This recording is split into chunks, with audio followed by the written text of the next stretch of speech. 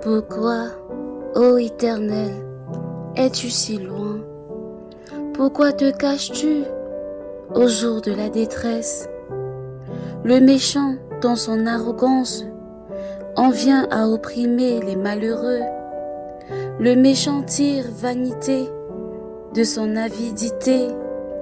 Le profiteur maudit et nague l'Éternel.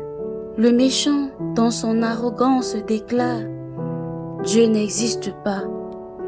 Il ne va pas marcher plus loin. C'est là le fond de sa pensée. Toujours ses précédés lui réussissent. Tes jugements sont bien trop hauts pour retenir son attention. Il se débarrasse de tous ses adversaires. Il se dit: je ne risque rien. Je suis à l'abri du malheur et pour toujours inébranlable. Sa bouche ne fait que maudire. Ses mots sont trompeurs et violents. Sous sa langue acérée fleurissent des propos méchants et blessants. Il est posté en embuscade, à proximité des hameaux, et dans un endroit bien caché, il assassine l'innocent. Ses yeux épient les malheureux. Il se tapit dans sa cachette comme un lion dans sa tanière.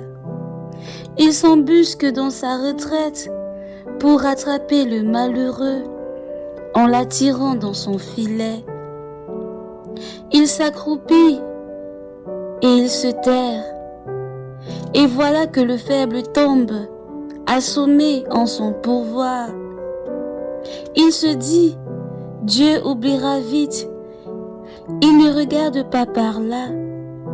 D'ailleurs, il ne voit jamais rien.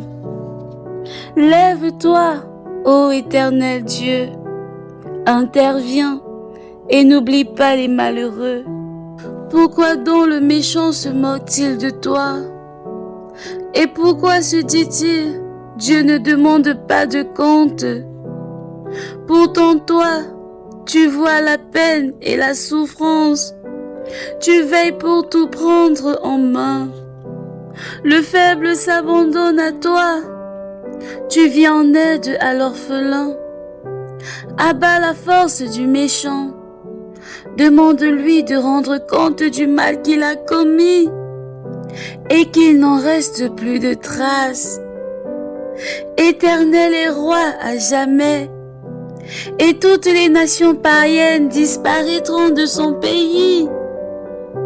Éternel, tu entends les désirs des petits, tu leur redonnes du courage et tu prêtes l'oreille pour faire droit à l'orphelin ainsi qu'à l'opprimé, et pour que plus jamais personne ne sème l'effroi sur la terre.